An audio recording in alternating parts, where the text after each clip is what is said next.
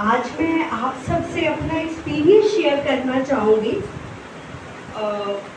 From the starting मैं बहुत spiritual और शंकर जी की बहुत भक्त थी। रोज़ माथी लगाना, 15 मिनट ओम नमः शिवाय का जाप करना शुरू से। इवन मेरे कॉलेज में मैंने अपनी सारी स्टडीज़ बेंगलोर में किया, तो मेरे सारे फ्रेंड्स मुझे मॉडर्न पुजारिन से बुलाते थे। मतलब सारा दिन घूमती है सब और आती है, आके अपना समाधि में बैठ जाती है, 15 मिनट ओम नमः शिवाय ओम नमः शिवाय। पर क्योंकि गॉड की बहुत तलाश थी मुझे कि वो कहाँ है, कैसा है, ये कैसी दुनिया हो रही है। फिर मेरा ये BDS किया मैंने, तो वहाँ मेरा फिनिश हुआ पढ़ाई और मैं अपने घर आ गई। आके मुझे था कि मैं खाली नहीं बैठ सकती, मेरे को प्रैक्टिस करना था। अब मेरे पापा मुझे बहुत प्यार करते हैं, मैंने उन्हें बोला आप मुझे 5 लाख रुपीस दे दो, मेरे को अपना क्लिनिक करना है। तो उन्होंने कहा पता नहीं कब तेरी शादी हो जाए, कब सब हो जाए और फिर सारा पैसा वेस्ट हो जाएगा। मैंने कहा नहीं, मैं आपको लौटा दूंगी पैसा, आप मेरे को दो। तो उन्होंने मुझे दे दिया 5 लाख एंड मैंने अपना क्लिनिक बुक किया। क्लिनिक किया तो 5 मेरे ख्याल से 10-15 दिन हुए होंगे। वहाँ पे सिंगल मैं ही डॉक्टर थी, पूरी 50,000 की पॉपुलेशन थी और कोई और डॉक्टर नहीं था वहाँ पे। तो मैंने प्रैक्टिस जब शुरू की, बहुत पेशेंस, बिकॉज लोगों को बाहर जाना पड़ता था, अब उनको वहीं पे मिल गया तो काफ़ी अच्छा चल रहा था। एक ओल्ड लेडी आई 15 दिन बाद और मुझे आके उन्होंने हक किया और बोलती बेटा मेरे पास पैसे नहीं है, आपका जितना खर्चा हो आप उतना ही लेना। आई टोल्ड ओके ठीक है। तो मेरा जो प्राइस था उसका रेट 100 रुपीज़ था, तो 30 रुपया खर्चा हुआ था। मैंने उनसे 50 रुपये ले लिए और मेरे को घर आई एंड आई क्राइड लाइक, वो दिन मुझे कभी नहीं भूलता, मैं बहुत रोई। मैंने पापा को बोला आज मैंने पहली बार 20 रुपए की चोरी करी। तो पापा ने बोला आपने पढ़ाई की है, आपने मुझे लौटाना है, कैसे करोगी? मैंने कहा नहीं, मैं ये काम नहीं कर सकती और मैंने लॉक लगा दिया क्लिनिक को। फिर पापा मैं जिस स्पिरिचुअल लीडर को मानती थी, I won't disclose the name, उनको लेके आए कि इस बच्चे को समझाओ, अच्छा खासा क्लिनिक है, इवन लोग भी कह रहे हैं गाँव के सारे कि क्लिनिक खोलो, इतना अच्छा काम था। तो उन्होंने मुझे बोला आपको पाप नहीं लगेगा अगर आप तो पूरी इनकम का 30% हमें दे दोगे या कहीं भी दान कर दोगे। मेरे को बड़ी खुशी हुई, मैंने कहा अच्छा 30% दे दो और कुछ भी करो। तो मैंने कहा ओके ठीक है, मैं उनको 30% देना शुरू कर दिया और क्लिनिक खोल लिया मैंने। और जब मैंने मेरे ख्याल से 6 मंथ्स किया, आई थिंक पहले तो हम मंथली देते थे, वहाँ पे उस टाइम ऑनलाइन ट्रांसफ़र नहीं था। ये मैं बात कर रही हूँ 1999 की। तब ना तो कोई ऑनलाइन ट्रांसफ़र था, DD बनवाना पड़ता था बैंक जाके। तो पहले मैं वंस इन ए मंथ जाती थी, फिर वो 15 दिन में कहने लगे, तो मैंने कहा ठीक है हेल्प करना चाहिए 15 दिन। फिर हर हफ्ते फ़ोन आने लग गया कि जितना हुआ है, क्योंकि काफ़ी अमाउंट हो जाता था। तो मुझे फिर एक दिन मन में लगा कि दे डोंट लव मी, वो मेरा हाल तो कभी पूछते नहीं, बस मनी का पूछते हैं। तो इस दिस में फिर मेरी एंगेजमेंट हो गई डॉक्टर साहब के साथ, तो मेरे को वैसे ही वाइंड अप करना पड़ा, लाइक क्लिनिक मैंने वाइंड अप कर दिया। एंड फिर जब वेडिंग हो गई, तो जब वेडिंग में शॉपिंग के लिए मुझे बुलाया इनके पेरेंट्स ने, और इनके पेरेंट्स ने अलग बुला के मुझे बोला हमारा बच्चा स्पिरिचुअलिटी में साधु बन रहा है, हम शादी इसलिए कर रहे हैं, तुझे इसको साधु बनने से रोकना है। आई टोल्ड कि मैंने कहा मम्मा आप स्पिरिचुअल नहीं हो क्या, आप गॉड को नहीं मानते? कहती मैं तो गॉड को बहुत मानती हूँ, जो साधु सन्यासी आते हैं उनके पाँव धो धो के पीती हूँ। मैंने कहा फिर घर में साधु पैदा हो रहा है तो उसको कह रहे हो नहीं बनना। आई रिमेम्बर मेरी बुआ ने मुझे बहुत डांटा था तब कि अभी शादी नहीं हुई, तुमने मदर लॉ के सामने ऐसे क्यों बोल दिया, वो जो कह रहे थे आप। मैंने कहा इसमें सही बात है ना कि जो हम साधु बाहर से बुला रहे हैं, घर में साधु हो गया तो बहुत बढ़िया हो जाएगा। एनी हाउ वो फिर वी गॉट मैरिड। पर मेरे को बहुत क्यूरियोसिटी हो गई कि डॉक्टर साहब जाते कहाँ हैं, सारे लोग रोक रहे हैं, ऐसी जगह क्या है, कोई गलत जगह क्या, मतलब एक माइंड में इतनी क्यूरियोसिटी। तो आते ही जिस दिन शादी हुई, एक बहुत बड़ा वो था, पापा को बहुत बड़ा रेजिडेंस मिला हुआ था, जैसे वो डिप्टी डायरेक्टर थे, तो पीछे था रूम हमारा। उन्होंने बोला बच्चों आप रेस्ट कर लो और रात को रिसेप्शन है। मैंने बोला ओके ठीक है। तो मेरे को बड़ी क्यूरियोसिटी थी, मैंने डॉक्टर साहब को बोला मैंने तो वो देखना है, और हमने पीछे से गाड़ी उठाई और हम घर से भागे और हम वहाँ आश्रम चले गए। वहाँ मैंने वहाँ अभी वो अनीता दीदी का कोर्स, अगर आप सब कोई चलते होंगे तो जानते होंगे, अनीता दीदी का कोर्स चल रहा था सेल्फ मैनेजमेंट लीडरशिप का। तो वहाँ उस पहले छोटा था सेंटर, बड़ा जो अभी तो त्रिमूर्ति साथ में बड़ा हो गया। वहाँ पे मैं जब गई तो मुझे शिव बाबा का बड़ा चित्र देखा और मुझे ना बड़ी अट्रैक्शन हुई कि ये तो मेरा अपना है।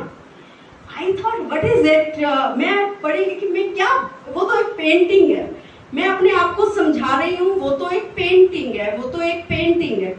फिर इवन वही मैंने अपने आप को स्लैप किया कि मुझे ये क्या हो रहा है इसको देख के, और आई स्टार्टेड क्राइंग। तब मुझे याद है अचल दीदी आए, उन्होंने हक किया कि पुरानी कोई आत्मा आई है, इसको कुछ कहना नहीं पड़ा और ये बहुत इमोशनल हो रही है एंड ऑल। तो मैं फिर ठीक है, मैंने कोर्स शुरू कर दिया। कोर्स शुरू करने के बाद भी आपको कभी भी, हम कोई नई चीज के लिए पक्के नहीं होते जब तक कि हमें कोई प्राप्ति ना दिखे या हमें ये ना दिखे कि इसमें कोई फायदा है रजे। तो हमारी एक डेंटल कॉन्फ्रेंस होती है हर साल दिसंबर में, तो दिसंबर में 13 दिसंबर को मैं ज्ञान में चली थी, 25 दिसंबर 26 की कोई कॉन्फ्रेंस थी और हम लोगों ने दिल्ली जाना था। तो गाड़ी में हम निकले तो मेरी नानी करनाल रहती है, तो उन्होंने बोला वहाँ फेरा डाल लेना चाय का कप। मैंने कहा अच्छा ठीक है। हमने वहाँ पे चाय पिया और वापसी पे डॉक्टर साहब मुझे कहते हैं मेरे को इस रास्ते का कोई नहीं पता, आप देख लो कहाँ जाना है, क्योंकि आप हरियाणा के रहने वाले हो, तो राइट होना है कि लेफ्ट होना है आप बता दो, अभी दिल्ली जीटी रोड पे जाना है। मैंने बोल दिया राइट हो गए और हम राइट हो गए। और वहाँ 1 घंटे बाद हमने पूछा कि हम कहाँ हैं, वो पिपली कुछ नया गांव उसके बैक साइड पे ही चले गए, मतलब हम दिल्ली की तरफ गए नहीं। तो मैं इतना डर गई। अब जैसे मूवीज में देखा था हस्बैंड शाउट करते हैं या डांटते हैं, मैंने सोचा मनु अब तो गई, मैंने कहा तो बहुत चिल्लाएंगे क्या होगा। और बड़े कूली डॉक्टर साहब ने मुझे बोला मनु आज तूने ना बचा लिया, अगर हम सीधे रास्ते जाते तो मे भी एक्सीडेंट हो जाता, गॉड ने आपके मुंह से बुलवाया कि राइट हो जाओ, ये तो बहुत अच्छा हुआ। मैंने सिर पकड़ा कि इसी बातों पे मैं तो शुरू से गुस्से हो रही हूँ, तुमने ये क्यों नहीं किया, तुमने ये क्यों नहीं किया, ये गलत है। और ये जब नेगेटिव सर्कमस्टांसिस में ये पॉजिटिव रह सकते हैं, देन व्हाई नॉट मी, मैं भी तो रह सकती हूँ। उस दिन मुझे लगा कि जो बंदा, मतलब इनका रास्ता सही है, इनके पेरेंट्स भी आपस में आगूज करते रहते हैं, तो इनको तो मेंटल स्टेज बड़ी पॉजिटिव है। मैंने सोचा इन्हीं का रास्ता करके ना इनके जैसा बनना है, अब तो कुछ भी हो जाए मैं ना पूरे जी जान से पूरा समझूंगी।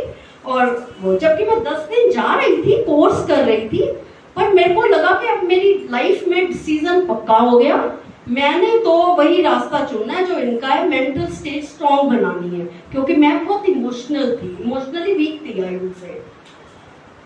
उसके बाद फिर मैं अपना लग पड़ी काम को, मतलब डेली आश्रम जाना, मुरली सुनना, क्लिनिक में करना, लाइक वैसे अच्छी रूटीन चल रही थी।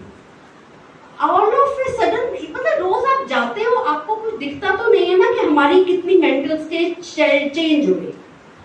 तो एक 1.25 साल के बाद एक कॉल आया कि मॉर्निंग था, आई थिंक 5:36 का टाइम था, कि वो ये था कि आपके ब्रदर का एक्सीडेंट हो गया और 50-50 चांस है। हमने पानीपत में दिखा दिया, उन्होंने नीमहंस दिल्ली में हॉस्पिटल है वहाँ रेफर किया है। आई टोल्ड अच्छा ठीक है, तो मैंने कहा अच्छा आप लोग लेके चलिए। उसके बाद मेरे को याद है मैं फटाफट रेडी हुई, पैकिंग की मैंने, जितना मनी घर पड़ा था वो मैंने डाला, पैक किया, अपने कुक को उठाया, उसको बोला 50 परोंठे बना दो, क्योंकि बाहर हम खाते, मैंने कहा 50 परोंठे बनाओ, हम पैक करके लेके जाती हूँ। और मैं जब गई, मेरे मम्मा चुन्नी करना भूल गए और पापा ने पैसे नहीं उठाए, चप्पल नहीं डाली थी पापा ने, क्योंकि वो इतने कंफ्यूज हो गए जब फोन आया कि उसका एक्सीडेंट हो गया। तो वहां गए तो वीमंस में ना एंट्री नहीं देते जब तक कि आपके कुछ अमाउंट जमा नहीं कर देते, वहां उनके पास तो पैसे थे नहीं। आई रीच देयर, मैंने फटाफट 1 लाख डिपॉजिट कराया, उसको अंदर एंट्री हुई, उसका ट्रीटमेंट शुरू हुआ। मम्मा पापा ने मतलब उनको जो जो चीज चाहिए थी कोई मार्केट से ला, और उनको आराम से बैठ के खाना खिलाया and all, we were there. पर फिर मेरे रिलेटिव्स आए कि ये तो बड़ी स्ट्रॉन्ग हो गई है ये लड़की, मतलब आज इसकी वजह से सब ये काम हो पड़ा। तो मेरे को भी रियलाइज हुआ कि वाह मनु, मैं तो बड़ी स्ट्रॉन्ग हो गई, इतनी मैं इमोशनल वीक, और मैंने कैसे मैनेज किया आई डोंट नो। सच में मुझे अभी भी विश्वास नहीं होता कि मैंने कैसे किया। बाबा ने कराया, कैसे सब अच्छे से मैनेज हो गया, ही इज फाइन नाउ।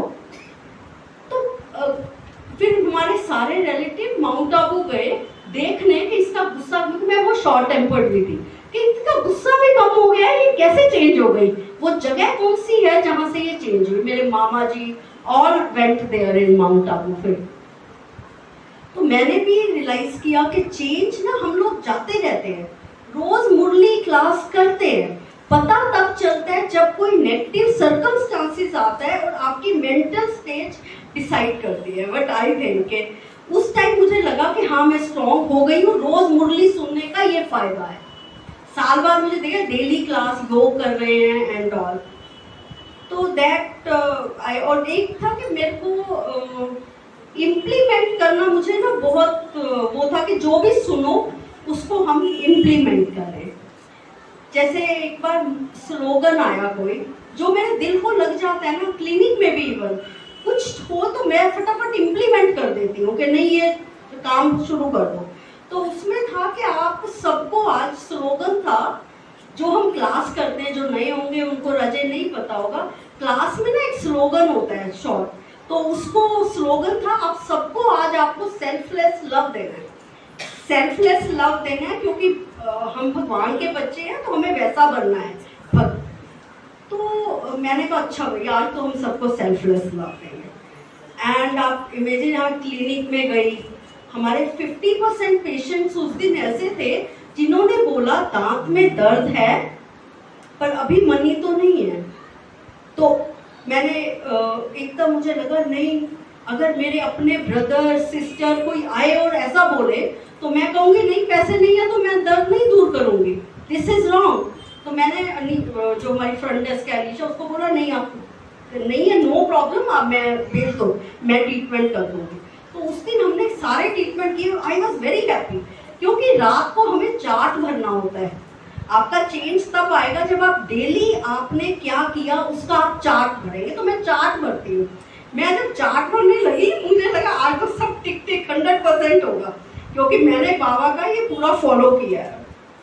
और मैं किचन में गई, हम थके हुए थे, आई थिंक 9:30-10 रात को। मेरा कुक बोलता है दीदी बहुत दिन हो गए ना आपने नूडल्स नहीं बनाए, आज तो बड़ा मन हो रहा था। मैंने कहा कोई नहीं बनाएंगे, मैंने इतनी सीरियसली लिया नहीं। हमने खाना खाया, चार्ट भरने लगी 11:15 बजे, तो ध्यान आया मनु फेल हो गई। बिकॉज अगर कोई अपना मुझे कहता मेरा बहुत मन कर रहा है तो मैं कहती कि नहीं फिर देखेंगे, दैट इज रॉन्ग। मैं फटाफट किचन में गई, मैं थोड़ा सा जो वो पड़ा था वो बनाया और मैं अपने कुक के रूम में खुद दे के आई कि आप ये खा लो, आपका मन कर रहा था। तो इसका क्या फायदा हुआ इम्प्लीमेंट, बाबा जो कराता है इसका मेन फायदा है कि आपने एक दिन किया, अब आपकी वो हैबिट बन गई। वो हमारी हैबिट अभी भी क्लिनिक में ऐसे ही चलती है कि ये है नहीं, आप सिर्फ आप out of the way help people कि आप कर दो, नो प्रॉब्लम। तो ये धीरे धीरे करते हुए अब ये लाइफ में आ जाता है कि हमें उनके बाबा समान बनना है, ये सब बातें। और आई विल से जैसे रात को ना हमारा क्लिनिक मिडनाइट है, रात के 12 बजे तक खुला होता है। ये भी शुरू कैसे किया कि लोगों किसी को दर्द होता था तो मैं ऊपर से, हमारा रूम सेकंड फ्लोर पे है, तो मैं ऊपर से मेडिसिन थ्रो करती थी। अगर किसी को पेन होता था, फोन आया तो मैं ऊपर से दवाई उनको दे देती। तो मुझे लगा ठीक है, हम एक डॉक्टर को एक रूम में बिठा देते हैं, अगर किसी को दर्द होगा दे कैन डू इट, तो वो ओपन। पर अभी भी मुझे ये लगता है कि नहीं, इनको मेरी हेल्प की ज़रूरत ना पड़े, तो मैं यूजली 11 सवा 11 तक वहीं रहती हूँ। और जो मैंने ये किया क्योंकि अब ये कनेक्शन हो गया ना कि वो भी बाबा के बच्चे, अभी कि हमें हेल्प करना है। भले वो आज उनको डेजिग्नेशन क्या मिला है कि वो जॉब कर रहे हैं, तो हम, पर हमें एक्चुअल में तो हम सबका फादर तो एक ही है ना। आपका फादर, मेरा फादर, इनका फादर, सबका फादर शिव बाबा एक ही है, घर हमारा एक ही है, परम धाम। तो डिस्टेंस कहाँ है, डिफरेंस कहाँ है? तो हमें सबके साथ वैसा करना चाहिए। जैसे आप कभी भी देखिए, अगर किसी के घर में एक बच्चे ने बहुत गलत किया, कुछ बहुत रॉन्ग किया, और कोई आपसे आके पूछता है कि आपके बच्चे ने ऐसा किया, आपको भी नहीं नहीं आपको गलती लग रही है, वो तो ऐसे था, ये गलत र्यूमर फैल गया, आप कवर अप करोगे। एम आई राइट? कवर अप करोगे। पर अदरवाइज अगर राजे कोई नेबर या कहीं हमने पढ़ा, उसका हम क्या करेंगे?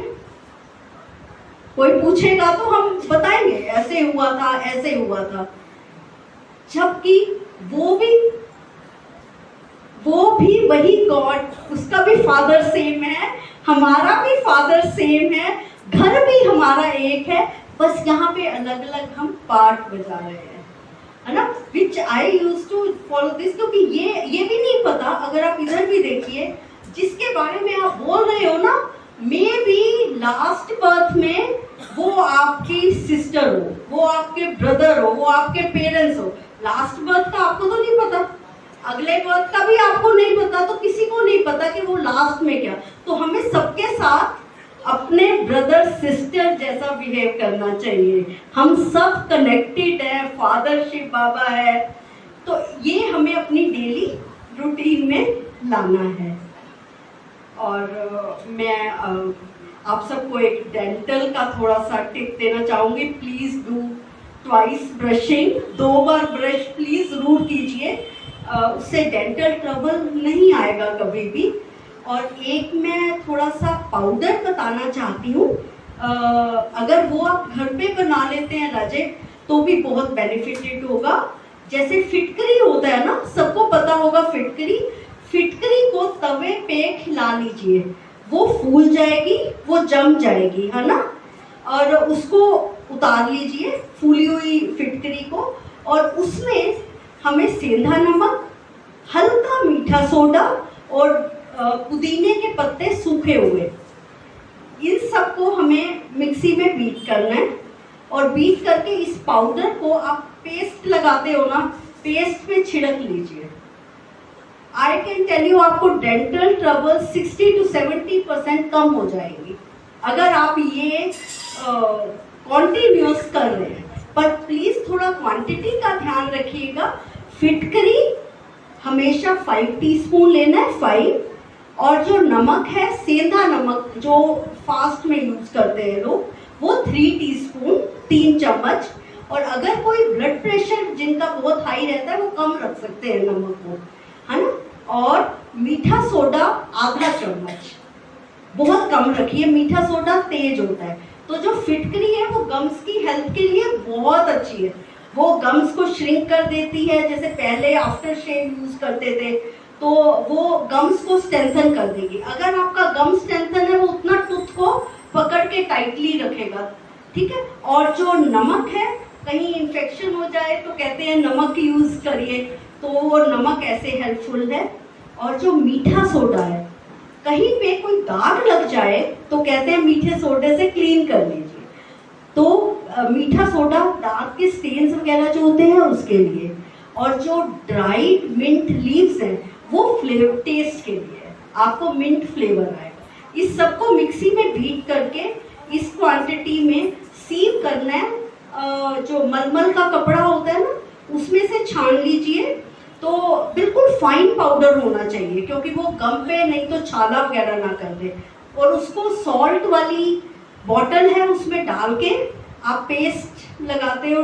सॉफ्ट टूथब्रश लेना है, उस पर पेस्ट लगा के वो पाउडर छिड़क देना है। और अगर कभी आपको gargles as a mouthwash use करना पड़े तो रज वो भी कर सकते हैं। ठीक है, काफ़ी डेंटल ट्रबल्स आपकी दूर हो जाएंगी। Thank you so much, thank you.